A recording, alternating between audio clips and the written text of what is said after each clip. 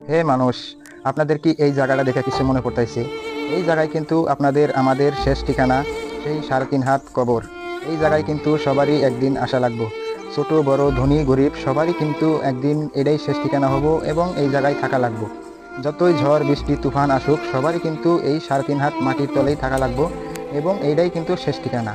আমার বাড়িতে 4 তলা বিল্ডিং আছে, 5টা গাড়ি আছে, 20টা মানুষ আমার বাড়িতে কাজ করে এবং আমি লাখ টেহার পালঙে ঘুমাহি এবং 1000 টেহার বিছনায় ঘুমাহি। আমারও কিন্তু এই 3.5 হাত মাটির তলেই শুয়ে থাকা লাগবো। আমারও কিন্তু এই 3.5 হাত মাটি দিবে।